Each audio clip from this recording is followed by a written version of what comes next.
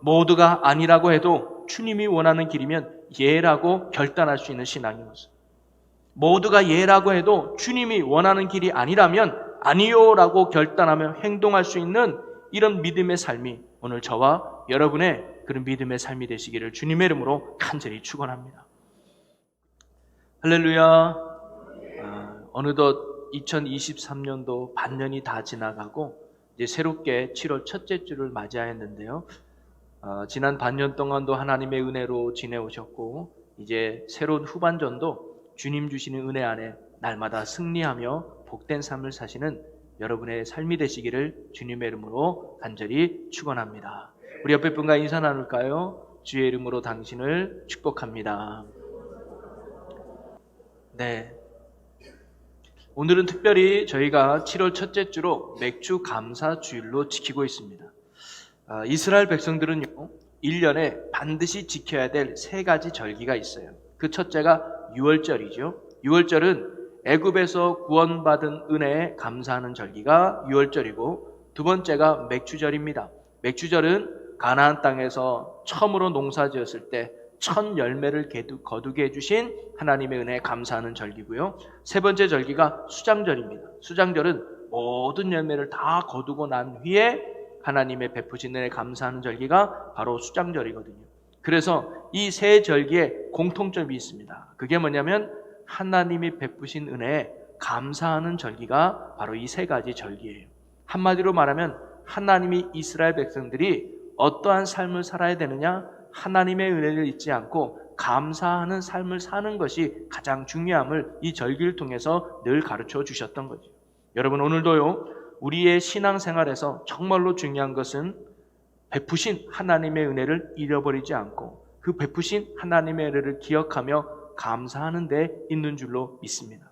왜냐하면 우리가 주님의 베푸신 은혜를 잃어버리지 않고 감사하는 삶을 살아갈 때 우리는 날마다 믿음의 시선을 잃어버리지 않을 수 있거든요. 그리고 주님과 늘 동행하는 삶을 살아갈 수 있거든요. 그럴 때 우리는 하나님이 주시는 더 풍성한 은혜 가운데 사는 축복의 삶이 될 줄로 믿습니다. 오늘 맥주 감사 주일을 맞아서 다시금 주님을 향한 은혜를 잊지 않고 감사를 고백하는 사람이 되어서 우리의 믿음의 시선이 언제나 주님을 향해 있고 우리의 두 손이 언제나 주님을 붙들고 그리고 우리의 두 다리가 언제나 주님을 따르는 날마다 주님과 동행하는 삶이 저와 여러분의 믿음의 삶이 되시기를 주님의 이름으로 간절히 축원합니다. 그래서 남은 올 한 해도 주님과 동행함으로 말미암아 우리 주님이 주시는 풍성한 은혜 가운데 날마다 축복의 열매를 많이 맺으면서 살아갈 수 있는 여러분 복되고 귀한 삶이 되시기를 주님의 이름으로 간절히 축원합니다. 자, 오늘 우리가 함께 봉독한 성경 말씀은요, 10명의 나병 환자가 고침받은 사건의 이야기죠. 교회를 어느 정도 다녀보면 다 익숙하고 잘 아는 말씀이기도 합니다. 자, 그런데 오늘 사건은 분명 10명의 나병 환자들이 고침받은 사건이긴 하지만 이야기가 그걸로 끝나지 않았다는 거예요. 고침받은 걸로 끝나지 않고 그중 한 사람이 자기가 고침받은 것에 대해서 감사함을 가지고 예수님께 나와 감사한 이야기로 오늘 사건이 마무리되고 있다는 거예요. 사실 이것이 오늘 사건의 아주 중요한 핵심이 되는 겁니다. 그러기에 오늘 본문의 진정한 기적은요, 치유의 사건에 있는 것이 아니라 바로 감사의 사건에 있었다는 사실입니다. 10명의 치유보다 한 사람의 감사가 진정한 기적이 된다는 사실을 오늘 말씀이 우리에게 가르쳐 주고 있어요. 우리가 고침받는 것도 중요하고 은혜 받는 것도 중요하지만 그것을 하나님께 감사할 줄 아는 삶, 그것이 참된 기적임을 오늘 본문은 우리에게 가르쳐 준다는 거죠. 오늘 본문은 감사한다는 그 자체만 우리에게 가르쳐 주고 있는 것이 아닙니다. 이 사람이 보여준 감사의 성격을 중요하게 부각시켜 주고 있습니다. 그가 어떠한 상황과 형편 속에서 어떤 감사를 드렸는지를 오늘 우리에게 보여주고 있는 거죠. 오늘 맥주 감사 주일을 맞아서 오늘 나병에서 고침받고 그 고침받는 것으로 끝나지 않고 주님께 나와 감사했던 그 한 사람을 통해서 우리가 배울 수 있는 감사의 모습은 어떠해야 되는가를 우리가 함께 나눠보려고 합니다. 그래서 오늘 저와 여러분도 감사의 기적 속에 살아갈 수 있는 주의 자녀가 되시기를 주님의 이름으로 간절히 축복합니다. 자, 그러면 오늘 주님께 고침받고 주님께 돌아와 감사했던 이 한 사람이 보여준 감사의 모습은 어떤 감사의 모습이었을까요? 첫째는요, 그가 보인 감사는요, 우선적 결단의 감사였습니다. 자, 14절을 보면요, 보시고 이르시되 가서 제사장들에게 너희 몸을 보이라 하셨더니 그들이 가다가 깨끗함을 받은지라. 먼저 예수님은 자신들을 불쌍히 여겨달라고 하는 열병의 나병 환자에게 바로 고쳐주지 않고 제사장에게 내 몸을 보이라 라고 말씀하셨어요. 사실 그 당시에는 제사장에게 나병을 고침받았다는 걸 보여줘야 자유함을 누릴 수 있었거든요. 이 말은 직접적으로 나았다라고 말하진 않았지만 이미 니들이 깨끗함을 믿고 제사장의 몸을 보여주라는 말씀이죠. 그 말씀을 믿고 아마 이 10명의 나병 환자들은 제사장에게 걸어가고 있었습니다. 그런데 가는 도중에 이 10명이 다 깨끗함을 받게 된 거예요. 자, 그런데 그중 한 사람만이 자신의 깨끗함을 받은 것을 보고 하나님께 영광을 돌리고 그 자리에서 돌이켜서 예수님 앞에 나와 감사했다는 거 아니겠습니까? 여러분, 10명 모두 다 깨끗함을 받았는데 왜 이 한 사람, 성경은요, 그가 사마리아인이라고 가르쳐 주는데요, 사마리아 사람만 예수님께 나와 감사했을까요? 9명은 자신이 고침받았다는 것을 몰랐을까요? 아니요, 그렇지 않았을 겁니다. 이 나병이라는 게 눈에 보이는 피부병 아닙니까? 그러면 고침받으면 그 자리에서 알 수 있었을 거예요. 그러면 그들은요, 지나가다가 너가 깨끗해졌네? 너도 깨끗해졌네? 분명히 본인이 깨끗함을 받았을 것을 알았을 겁니다. 그런데도 그들은 왜 감사하지 않았을까요? 한편에서는 자신들이 깨끗해진 것이 예수님 때문이 아니라 우연의 일치로 생각했는지도 모르겠습니다. 나을 때가 되었으니까, 고침받을 때가 됐으니까 내가 지금까지 먹은 약이 얼만데, 내가 지금까지 애쓴 게 얼만데, 이제 나을 때가 됐기 때문에 내가 나은 거니까 예수님이 고쳐준 것이라고 생각하지 않았기 때문에 그들은 예수님께 감사하지 않았을까요? 아닙니다. 오늘 분명 그들이 고침받은 계기가 뭐냐면 예수님의 말씀을 듣고 가는 길이었다는 거예요. 만약에 그들이 전혀 예수님을 만나지 않고 그분의 말씀을 듣지 않고 고침받았다면 그렇게 생각할 수 있겠죠. 그런데 예수님께서 제사장에게 내 몸을 보이라 라는 그 말씀을 믿고 갔다는 것은 예수님이 고쳐줄 걸 믿었다는 거 아니겠습니까? 그런 도중에 고침받았기 때문에 그들은 내가 고침받은 게 예수님 때문이라는 걸 그들도 분명히 알았을 거란 말이죠. 그런데도 왜 그들은 예수님께 돌아가 감사하지 않았을까요? 그들에겐요, 감사가 우선이지 않았기 때문입니다. 감사가 먼저 중요하지 않았다는 거예요. 감사보다 더 중요하고 급한 일들이 9명에게는 있었습니다. 예수님께 돌아가 감사하는 것보다 빨리 제사장에게 가서 내가 나은 몸을 보여주고 싶었습니다. 그게 그들에게 더 중요했던 거죠. 또 예수님께 돌아가 감사하는 것보다는 회복된 몸으로 나를 기다리고 있는 사랑하는 가족들에게 돌아가는 것이 그들에게는 더 중요했던 일입니다. 예수님께 감사하는 것은 그 다음의 일이었던 것이죠. 자, 그런데 사마리아 사람은요, 그렇지 않았다는 거예요. 그 어떤 일보다 자신을 깨끗하게 고쳐주신 예수님께 나아가서 감사하는 것이 그 사람에는 가장 중요한 일로 여겼던 것입니다. 자신을 깨끗하게 하신 예수님의 은혜 당장 찾아가 감사하지 않고는 견딜 수 없는 마음이었기 때문에 그는 가던 길을 돌이켜서 예수님께 나아가 엎드리며 감사했던 것이죠. 그도 제사장에게 자신의 몸을 먼저 보이고 싶은 마음도 있었을 겁니다. 그리고 예수님을 찾아가고 싶은 마음도 있었는지도 모르겠어요. 먼저 사랑하는 가족들을 찾아 만나고 그런 후에 시간이 있으면 예수님께 찾아가 고맙다고 말할 수도 있었을 겁니다. 그런데 그는 그렇게 하지 않았다는 거예요. 그에게 있어서 고침받은 후에 당장 해야 할 일, 내가 깨끗함을 받은 후에 가장 먼저 해야 할 일은 제사장을 찾아가는 것도 아니고 사랑하는 가족들을 찾아가는 것도 아니고 내가 하고 싶은 일을 찾아가는 것도 아니라 나를 고쳐주시고 나를 회복시켜 주신 예수님 앞에 나아가 감사하는 일이 그에게는 가장 먼저 되는 우선적인 일이었다는 거예요. 여러분, 구약 성경에는요, 하나님의 백성이 지켜야 될 태도로 감사를 첫 번째로 가르치고 있습니다. 앞에서도 언급했지만 이스라엘 백성들이 가나안 땅에 들어가서 지켜야 될 3가지 절기, 그들도 지금 이 세 가지를 절기를 지키고 있는데 이 절기의 핵심이 뭡니까? 감사라는 거예요.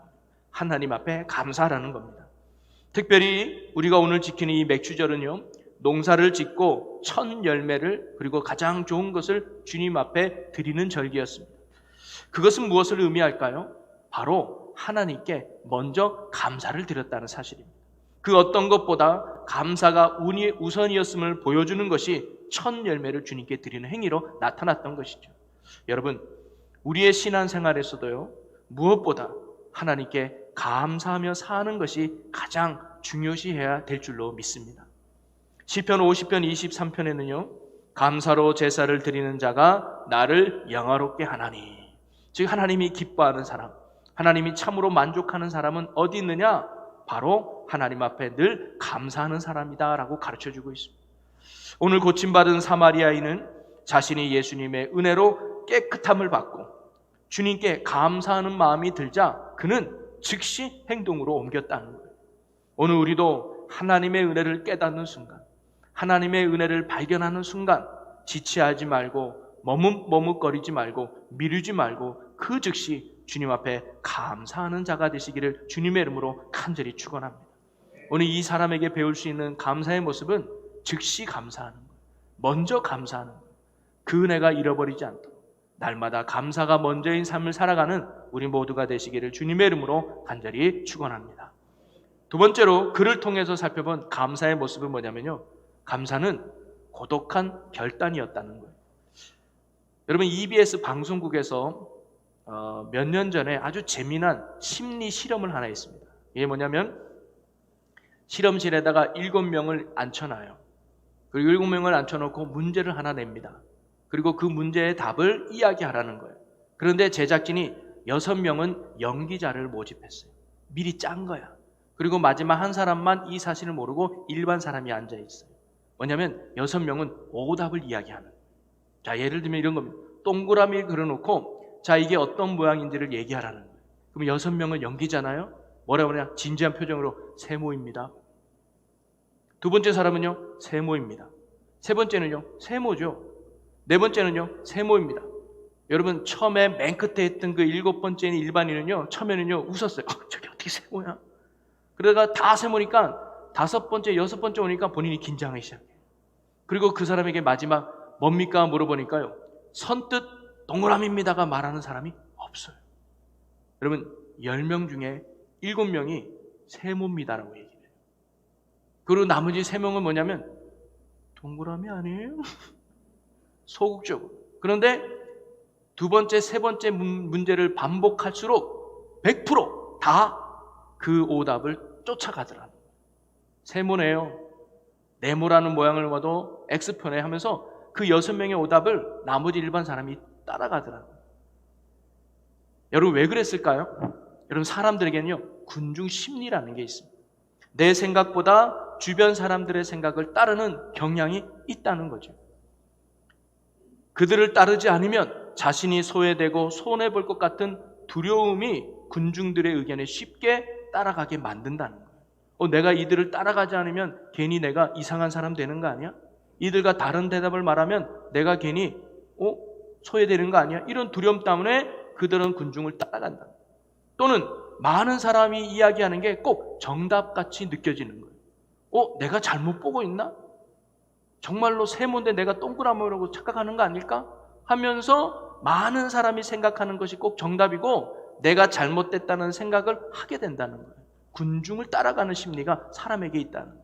자, 그걸 가지고 오늘 본문 이야기를 보면요, 오늘 10명의 사람이 다 고침을 받았어요.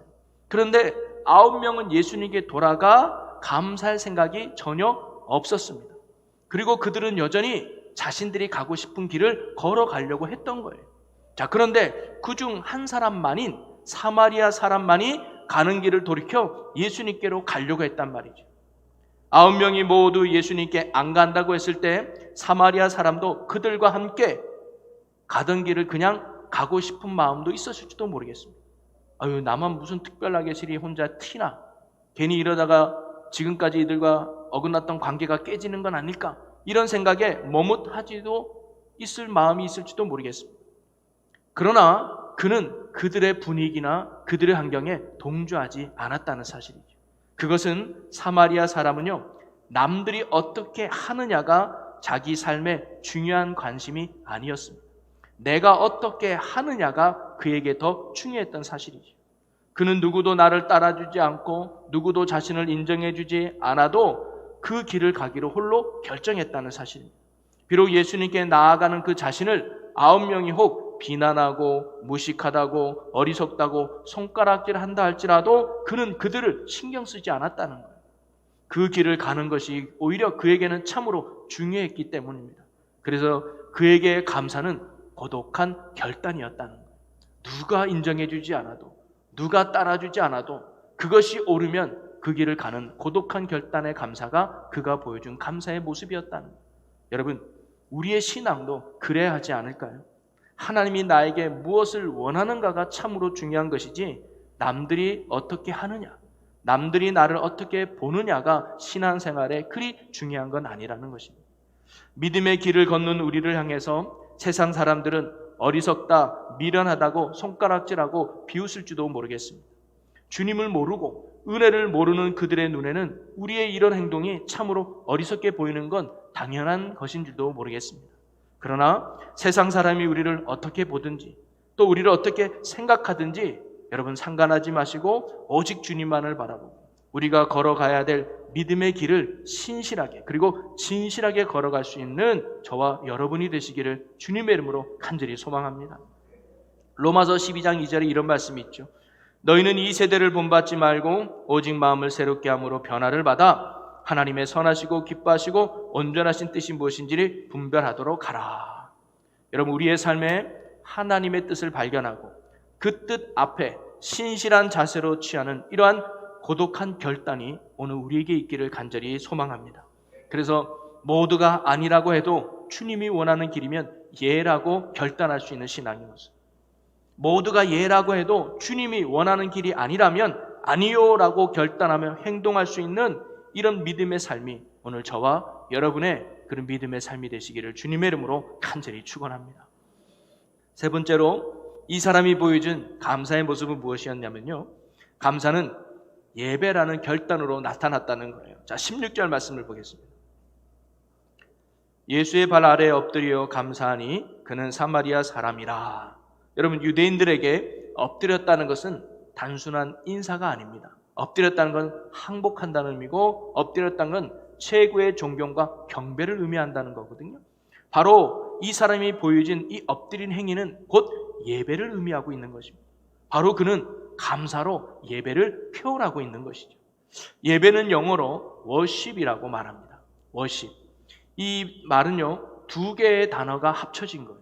worth라고 하는 가치라는 단어와 ship이라고 하는 은혜라는 단어가 합쳐진 거예요. 한마디로 말하면 가치를 드린다, 이런 의미거든요.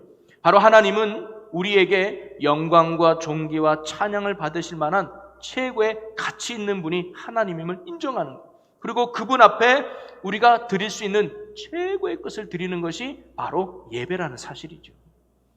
하나님의 구원하심과 역사하심에 대한 피조물의 당연한 응답이 바로 예배인 것입니다. 그리고 그 예배의 핵심과 본질이 뭐냐? 바로 감사라는 사실이죠.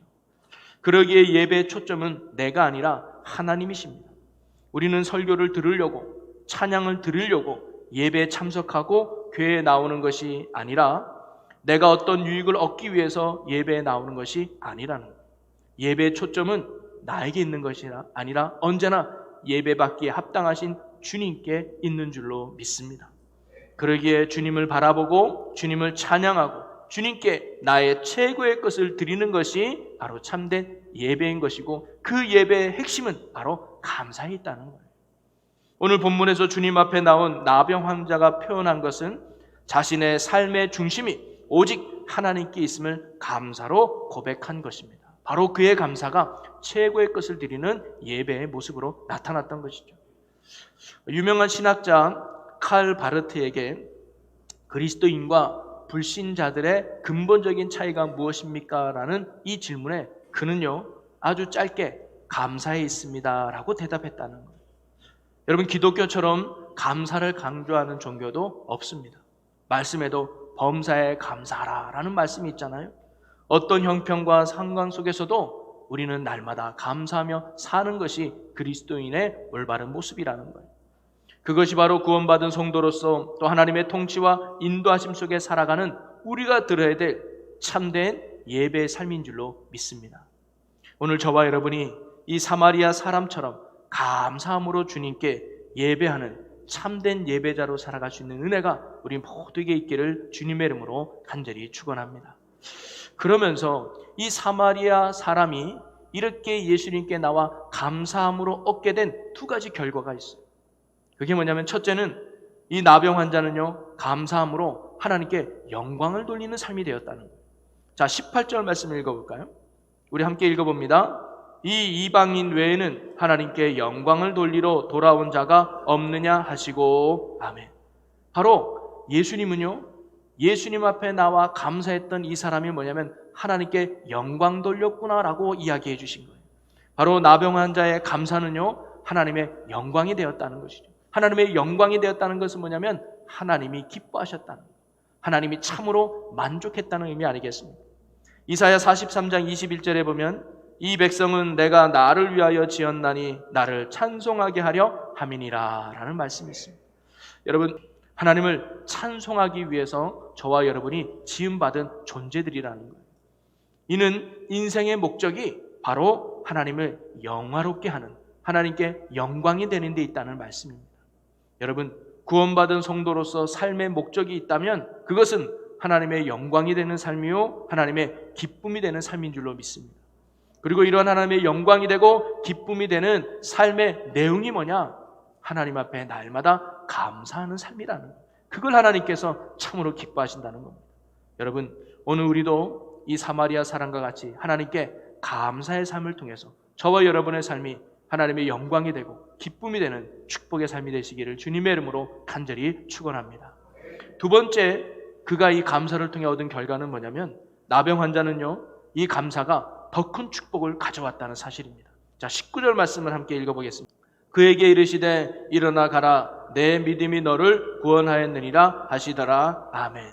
그는요, 육체의 병만 고쳤을 뿐 아니라 감사하러 나왔더니 예수님이 그의 믿음을 갖게 함으로 말미암아 구원까지 받게 되는 은혜의 삶을 그가 누리게 됐다는 거죠. 그는 사마리아인으로서 당시 유대인들에게는 죄인 취급받던 사람입니다. 나 같은 사람은 결코 구원받지 못한다라고 생각했는지도 모르겠어요. 그런데 그가 주님으로부터 그렇게 귀한 구원을 얻게 된 거 아니겠습니까? 이는 그의 감사가 더 큰 축복인 영혼의 구원까지 얻게 했던 사실입니다. 시편 50편 23편 말씀을 다시 한번 보면 감사로 제사를 드리는 자가 나를 영화롭게 하나니 그의 행위를 옳게 하는 자에게 내가 하나님의 구원을 보이리라. 아멘. 감사하는 자에게 우리 주님께서 더 큰 구원의 역사를 베풀어 주시겠다는 말씀이거든요. 여러분, 감사하는 자에게 더 많은 감사가, 감사하는 자에게 더 많은 은혜가 그의 인생에 펼쳐지게 되는 줄로 믿으시기를 바랍니다. 그러니 우리도 감사를 통해서 우리의 삶에 더 큰 구원의 은혜를 누리는 축복의 삶이 오늘 우리 모두의 삶이 되시기를 주님의 이름으로 간절히 축원합니다. 여러분, 말씀을 정리하겠습니다. 오늘 우리는 10명이 고침받은 사건의 말씀을 보았지만 이것은 단순한 치유의 사건이 아니라 감사의 사건이었다는 거예요. 그러기에 오늘의 진정한 기적은 바로 치유의 기적이 아니라 감사의 기적이었다는 거예요.